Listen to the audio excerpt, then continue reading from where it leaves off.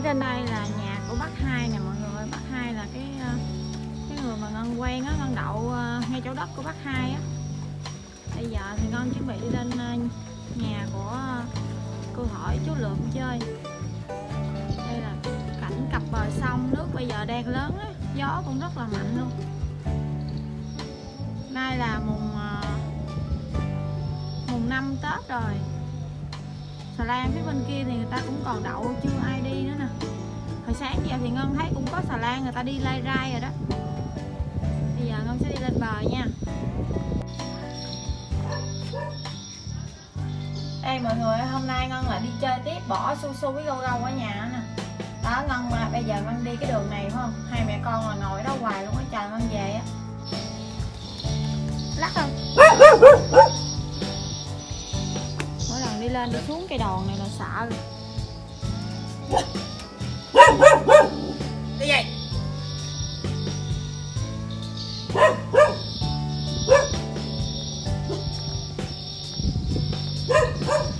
Đi vào. Đi vào. Con lu kìa.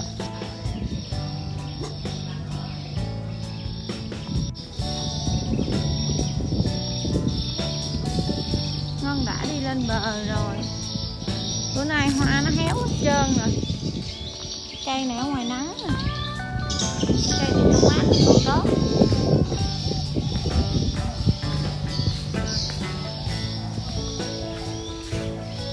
Đây xà lan của Ngân đang đậu ở phía dưới đó.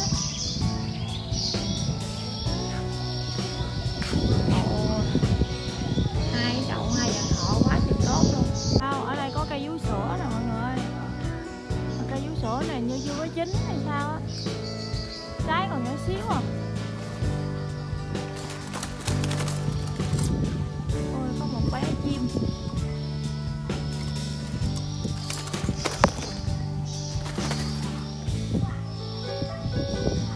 Này hình như chưa có chín mọi người ơi. Cái chín nó thì da nó sẽ đổi màu, còn này nó thấy còn màu xanh hết. Đây nè, ngay chỗ này quá chừng luôn nè. Đó. Cái sữa này còn nhỏ. Đây là ở phía sau vườn nè. Bác Hai có một cái nhà nuôi yến á. Đó, nhà nuôi yến phía bên kia á. Nó kêu hơi ồn một xíu. Đây là những cái gốc cây sầu riêng rất là to luôn. Những cái cây này thì chắc là lâu năm dữ lắm luôn rồi đó. Mùa này không có thấy trái sầu riêng nào hết trơn á mọi người ơi. Sầu riêng chưa có trái. Đi thôi mọi người ơi, đây là cái đường mà Ngân sẽ đi vòng ra nhà chú Lượng. Đi đường bờ đê nha. Trời ơi, gió mát quá luôn. Ôi trên đây là những cái trái dừa. Trời ơi, đây là cái hoài chuối ngự nè. Trời ơi, đã quá à. Bữa hổm có chín hoài bác Hai cho ngải á. Quá dòng. Đây là những cái cây sầu riêng. Cây gì lấy cây lúc nào lá máy dầm. Ông xã Ngân nói trong đó có cây máy dầm á. Cây máy dầm đó chị đau lưng á mọi người ơi. Lá máy dầm với lại lá nhào á, mình hơ á, mình trị đau lưng nhức mỏi rất là hay luôn á. Ông xã Ngân đang đi ở phía trước nè. Nhớ đâu em không nhớ. Ở trên đây á, là hồi xưa là đất vườn của cha với mẹ Ngân á mọi người. Đất vườn cha mẹ Ngân á, hồi xưa cha mẹ Ngân mua miếng đất vườn ở đây nè. Bây giờ thì cha mẹ Ngân đã bán cho bác Hai luôn rồi. Tại vì mình không có chăm sóc được cái xà lan mình đi suốt à. Bác Hai chăm sóc giùm không à. Hình như là hồi xưa mẹ Ngân mua có 2 công mà sầu riêng cho trái rất là nhiều luôn á. Cứ mỗi một mùa sầu riêng á là ăn mệt xỉu luôn á.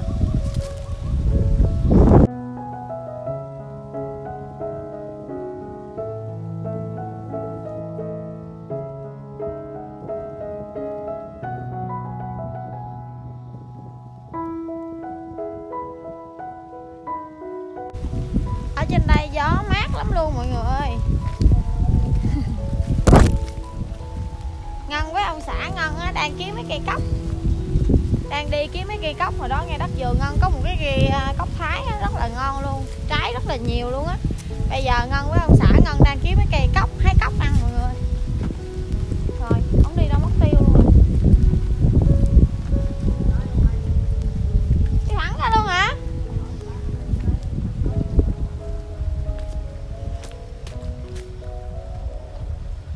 Kiếm cây cóc rồi vậy anh? Cái đường này khó đi lắm. Cây cóc ở đâu Hồng? Cây cóc nằm đâu? Cái Hồng mới nhớ cây cóc nằm đâu thôi chứ hai chồng Ngân không nhớ. Ngân lên đây cũng nhiều lần lắm rồi mà không có nhớ cây cóc nó nằm đâu. Tại trong đây nè, đó có mấy cái mương như thế này, có những cái gốc sầu riêng. Sao không Hồng? Có trái nào đâu. Có trái không? Đi cái đường này khó đi lắm mọi người. Đi. Có cái cây nào sầu riêng nào có trái không Hồng? Được. Có cây sầu riêng nào có trái không Hồng? Có đâu. Mùa này chưa. Sầu riêng mùa này kiếm lá chứ không có trái mọi người, lá không à. Đâu? À, thấy rồi, trời ơi, trái nhóc kìa. Cây nhỏ xíu à. Đây, ông xã Ngân với bé Hồng đi đó trước nè.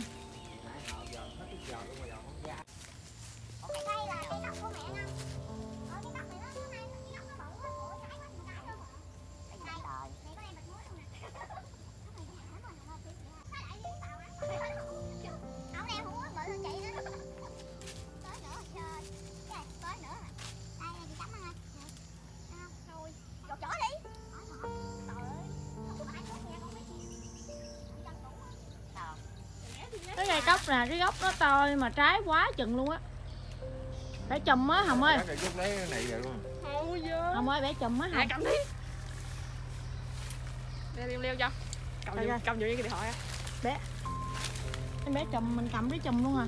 Trời ơi. Hồng ơi, gãy Hồng ơi. Ở ngoài chị đứng sau lưng em á. Ừ. Hãy đi. Sau lưng em nữa nè, nguyên chùm bự luôn. Trời ơi, Hồng nó hái nguyên một chùm cóc, hái hết cây cóc luôn rồi. Cái cây cóc nhỏ mà trái quá chừng hết luôn lá á. rồi. Ra tới không hái tơ nó mới suy. Trời ơi, đưa chùm em cầm cái quá trời cái chùm cóc đã quá. Ở góc hai đại hết đi, góc nữa. Ây da. Đây cả nhà ơi, trời ơi. Cái cây cóc nhỏ xíu à mà nguyên một chùm cóc luôn rồi nè. Còn nữa chứ. Ôi có trái nó già, nó muốn chín luôn rồi. Để Ngân sẽ ăn thử trái già với trái non nha. Thấy nó tuột anh ơi. Này có quả 8 hai đại đi. Nè anh cầm đi anh. Cầm lại nó bị tuột mấy nhánh rồi. Không đưa lên đây mà qua đưa ha. Đây. Còn trái cóc già, trái cóc non để ăn thử nha, Ngân ăn thử nha. Cái cóc non này nó không có hộp. Trước khi đi là hai vợ chồng Ngân á trùm theo một cái muối ớt. Muối ớt này, muối ớt Tây Ninh nè. Để đi trên đường đi có trái gì mình sẽ hái mình ăn trái đó. Nhưng mà cầm lên Ngân để tôi rớt á. chắc là chỉ có cóc thôi à. Tại có mấy nhánh nó cục. Đi quán chút rửa ăn đi ăn cho. sao Nước thì rửa. Thợ thử thuốc hả? Cái thợ sẽ thuốc gì? Đi, nãy gì vô hồn hết trơn rồi. Cúp đi về nhà rửa, xà lan rửa. Không sao đâu. Không sao gì. Bé Hầm sợ có hai thịt thuốc mình không biết á. Có hai gì? Ông hai thì tối ngày, bà hai không biết gì thịt hai với ông Hưng. Dạ hả? Sợ bị Vườn này thịt thuốc á. có ổng làm với Hưng là mà. Không có, bà hai đâu có biết chừng là chú già quá trời bó ra vụ đốt coi già, chú già. Quả chúa chín luôn rồi kìa. Mới. Cái gốc này già ở ngọt đây à. Đây ăn rồi đó. Cái gốc già nó ngọt, nó không chua luôn á. Thôi bây giờ Ngân sẽ đi mọi người ơi. Ngân đi ra nhà chú Lượm. Ồ đường vườn đã quá. Ngân sẽ là người chạy xe. Tắm ba luôn. Tắm ba luôn. Chơi luôn. Đứng không? Đạm đi. Được không anh? Tống 3 được không anh? Không được. Phá lên. Được cái gì? Phá chưa vô số, còn số gì á. Đấy thôi. Hết số rồi, đạp vậy là hết số, vô số rồi nó chạy rồi. Lên. Một ký gì kia cho người ta gì má. Vú về đây mọi người ơi, vú sữa về đây. Đây là những cái người này người ta đi mua ở trong quê á. Ở trên Vĩnh Kim á, chở về nè. Đó, vú sữa này là mới vừa hái về luôn á. Cô Thọ ngon á, bán ở ngay quốc lộ. Bán ngay chỗ Tam Bình á, từ cái đường mà từ cái cây Lậy mình đi xuống á, thì sẽ tới cái chỗ của cô Thọ bán trước rồi tới cầu Cây Còng. Nó bán rất là đắt luôn mọi người ơi, trái cây rất là nhiều luôn mà giá thì lại phải chăng nữa. Hồi nãy giờ Ngân lên đây chút xíu á, người ta mua quá chừng luôn á. Cái vú sữa ngon dữ lắm. Đây nè. Ngân quay cho mọi người xem nè. Đó, đây là cái gỗ vú sữa nha. Vú sữa ngon kinh khủng luôn. Trời ơi đây nè. Cái trái này là chín cây luôn nè. Sữa chín cây rồi đâu có. Sữa rất là ngon luôn á. Cái trái này ngon lắm nè. Còn sẽ lấy cái này. Đó, lục bình á thì người ta lót một lớp vậy nè cho vú sữa nó không bị dập á. Ngon lắm. Không mở cái bội này ra chị coi không? Mở giấy. Coi. Mở coi cái bội này mới vừa thương lái mới vừa đem về luôn á, vú mới về. Vú bự này, vú này vú ngon lắm á. Vú này vú mới nữa đó. Ôi. Ôi cái vú này bự dữ vậy. Ôi vú này vú bự lắm mọi người. Vô đăng nha. Vú này là vú nhất luôn á. Ôi vú bự quá. Rồi gỏi này không mà 8 phút phải 8 đi cho nó thì ngon nè. Ôi gỏi trái ngon. Ở bên đây là vú này, vú nhỏ vú này khoảng nhiêu ký hả? Mẹ bán nhiêu gram cái mấy gì? Không có nhiêu tiền ký á. Bự rồi 25. Cái này 15 hả? 20, nhỏ 20. Nhỏ là 20.000 ký mọi người ơi, còn bự này là 25.000 ký. Sữa này á. Có ai mua vú sữa thì ghé đây mua ủng hộ cô Thọ nha. Vú sữa Vĩnh Kim mọi người ơi, vú đây, có ai mua vú không?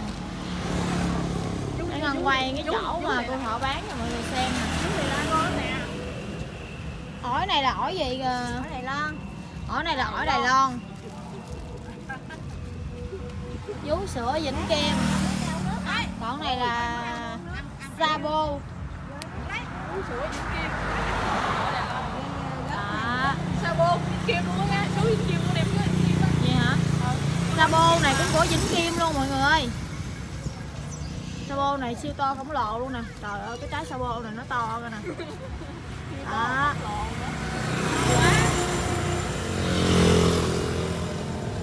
Nguyên một quầy bán rất là nhiều luôn ở gần quốc lộ nè. Mình đi xuống dưới kia chút xíu nữa, dưới đó là cầu Cây Còng ở dưới đó đó.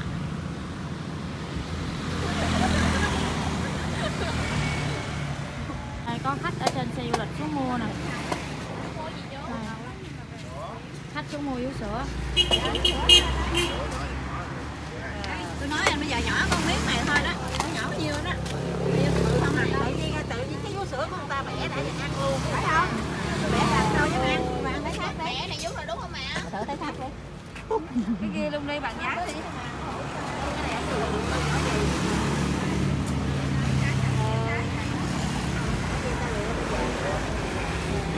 Dạ 25.000. Cái đó.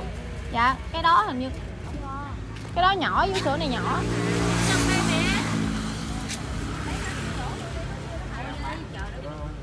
Ủa cô cái này nhiêu này 20 hả cô? Dạ đó 20. 20. Anh lấy cái nào anh? Nguyên ơi cái đó không có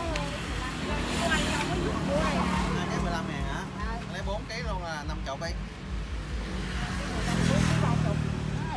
Ủa 2 kg 15 hả? Lấy 50 đi.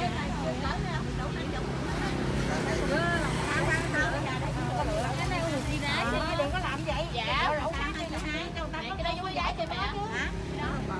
Cái đó chưa ủ cái đá, có ủ cái còn như này. Cái Hồng đang nhúng cái bếp này lên đang nướng bánh tráng nè. Cái giấy gì trái à? Nhúng than nướng bánh tráng mọi người ơi. Hồng lấy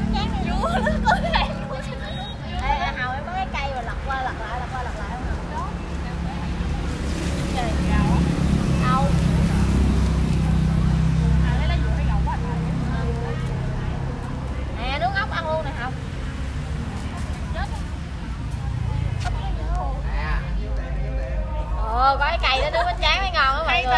Có cái cây á mình lật qua lật lại. Ghê tên là họ hết xài.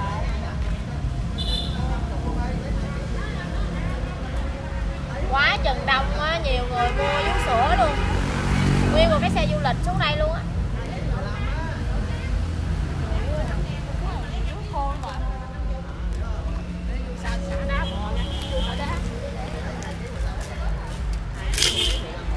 Đây có đầu nghề nướng bánh tráng nè.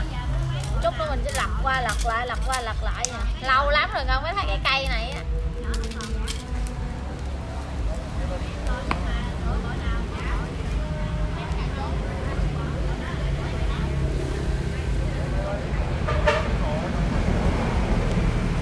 Có khách ghé mua vú sữa nữa mọi người, quá chừng xe luôn.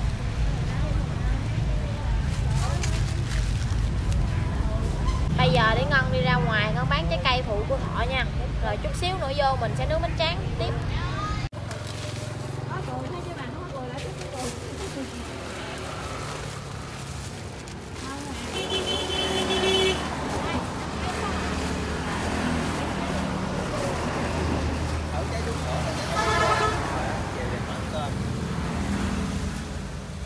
Hôm qua tôi đãi mấy anh xe du lịch kia về đó.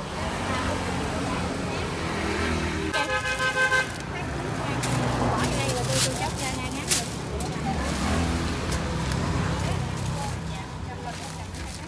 Dạ, không bịch lớn thôi.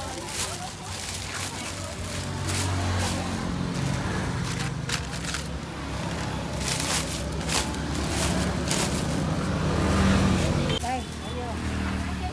Nhiêu đó, nhiêu đó. Cái nó đi cô bán cái nhỏ cô bán. 20 triệu không?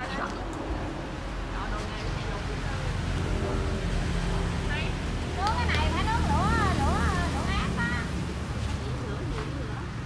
Lửa ác thì nó mới ngon. Còn miếng ấy nữa đi cho nó cháy lại rồi áp như nãy mới ngon. Thôi.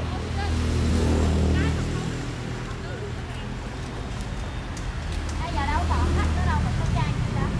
Đâu đó luôn á. Đâu, mãi ra. Mã ra tự nhiên đưa ngay cái miệng em đi thì chứ. Đó trời luôn. Đâu luôn. Mọi người ăn bánh tráng mọi người ơi.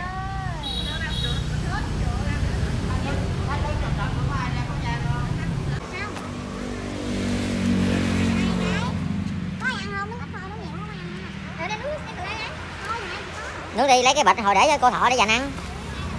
Để mà mấy chú lấy bánh sữa nè.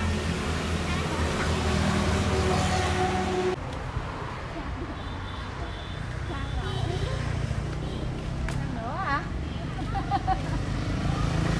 Ăn đi, dặn con ăn đi.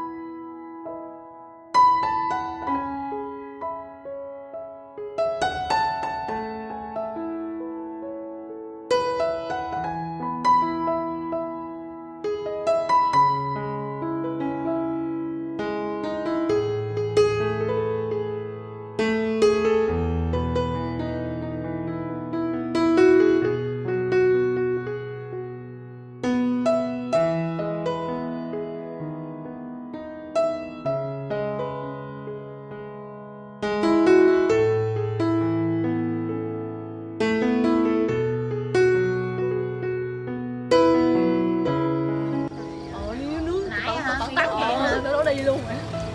Ủa chết hết rồi. Nha nội đi tới lấy về lấy tàu nha. Ê, cái này là chưa chín. Ôi gì thôi lấy tàu ăn. Cái đó đỏ. Cái hỏng trời tao không biết nhiều nói chuyện lấy đi tơ á. Có chịu. Đây ăn mặt mặt rồi lấy gì nữa. Trời. Thôi đừng lấy giờ lấy gì ăn đây xong chị về ngồi lấy đi trước. Mày lên chị xuống hết. Giờ lấy đây chị ăn đây thôi đem dưới chị. Có gì đâu lấy gì lấy. Thôi không có ăn, mệt quá. Để chị phát chỗ nào không? Chị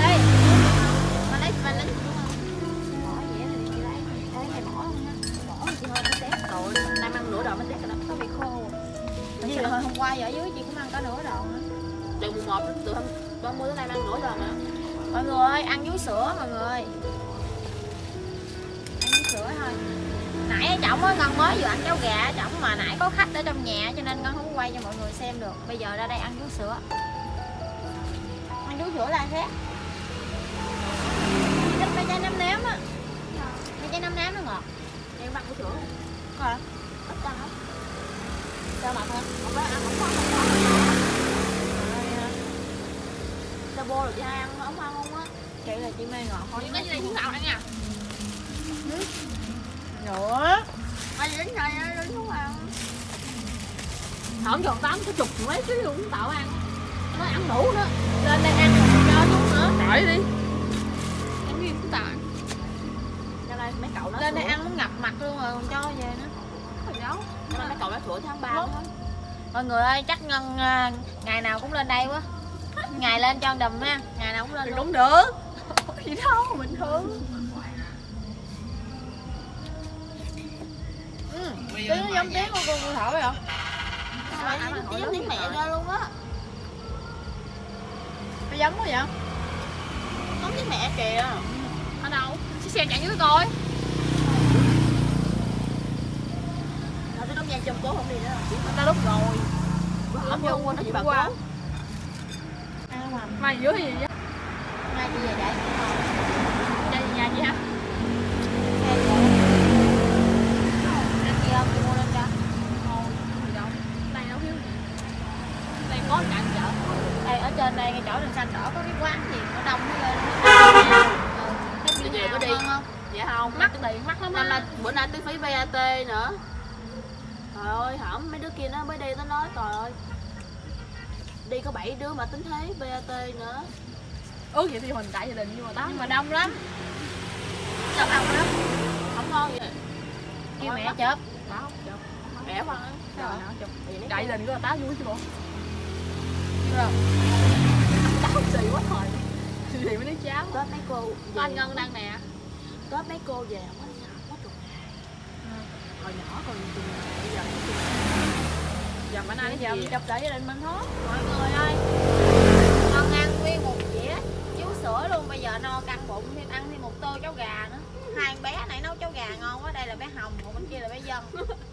Hai đứa nó nấu cái nồi cháo gà ăn quá trời ngon. Ăn quá trời ngon luôn. Quá bé lớn. Dạ. Bé lớn bé nhỏ. Trời ơi chị hả? Bé bự. Ăn một nồi cháo gà, rồi ăn một dĩa sabo. Ở quên nữa một dĩa vú sữa chứ đâu có trái sabo nào chín hả Hồng? Ngân đang ngồi ở phía trước cái quán bán trái cây á. Chín khó quá. Bắt có một cái bóng đèn à mọi người ơi, nó không có đủ ánh sáng. Bé cho mai nha, không có cái chín nào mai à. Ba người đẹp bán trái cây mà không có một ai vô mua hết trơn. Ở nhà bán. Hồi chiều khách đông lắm luôn á, mấy xe du lịch ghé bán không kịp luôn á. Uống rồi không bà? Hồi tối giờ thì khách xe ở phía trước người ta không có đi nhiều cho nên là họ không có khách ghé mua. Buổi chiều á xe người ta đi trên đường rất là đông luôn á, cho nên là chiều á cô Thọ bán được lắm. Buổi tối này là chút xíu nữa chắc khoảng 8-9 giờ nghỉ không? Dạ. Buổi tối đây xe chạy quá chừng. không mà phải Tết 9 ít giờ lên xe là á. nó xe đó 9 giờ Năm ngoái ha, Xe Tết chạy chạy nhanh á. giờ giống giờ đường năm ngoái Tết được cho dừng nằm. Đây là bé Hồng nè, hello, chào cô chú đi. Chào cô chú đi. Chào cô chú. Chào các bạn. Đây là bé Dân nè. chào các bạn không phải chào Đúng các bạn rồi, bé xa một hồi. Chào cô chú và các bạn. No quá trời no luôn rồi Hồng ơi, giờ làm sao cho hết no? Cốc ăn bưởi kìa. Thôi chua quá. ăn có tối theo bụng không ăn cơm nữa Đúng rồi đó. Về xuống dưới không có gì ăn đâu. Ấy quên nó hồi chiều. Có hồi chiều, đâu. hồi chiều Ngân nấu nồi bánh canh. ăn chưa Nấu nồi bánh canh giò heo ăn rồi, chưa ăn rồi. Ăn rồi mới chị vô chị lúc chị ăn là em gọi chị không nghe đó. tưởng chị không ra nhân điện thoại Bây giờ hỏi tối có ăn cái ra nó nấu cháo Bây giờ tối thui rồi mọi người ơi, chắc hai vợ chồng Ngân chuẩn bị đi về thôi. Chút nữa đi về cái đường ngoài kia cây không mà tối thui à, sợ ma luôn á. Không có đèn pin nữa, có cái điện thoại thôi à, bắt cái đèn led lên nè. đèn sáng Bây giờ thì Ngân chuẩn bị đi về Xà Lan thôi mọi người ơi. Chắc là Ngân xin tạm dừng video tại đây nha. Hẹn hẹn gặp tất cả mọi người ở những video tiếp theo. Bye bye. Xin chào và hẹn gặp lại. Bye bye. Bye bye Dân. Bye bye. Bye bye Hồng. Bye bye. Bye bye.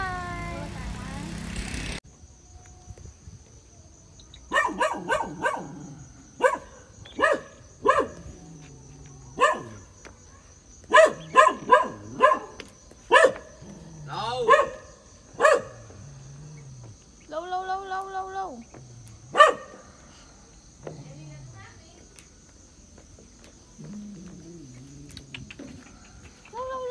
Quen không mà. Biết rồi. Biết đau bụng rồi. Con lưu mừng nè mọi người ơi. Lưu đau bụng. Ê, vô coi. Lưu mừng á.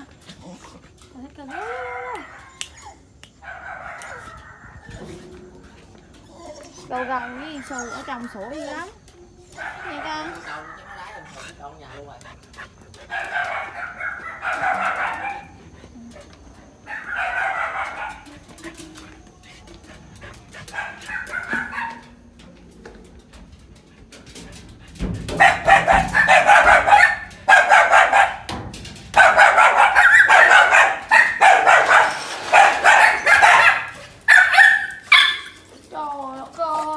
Coi nè, đi chút xíu về mừng coi nè. Ôi đất ơi.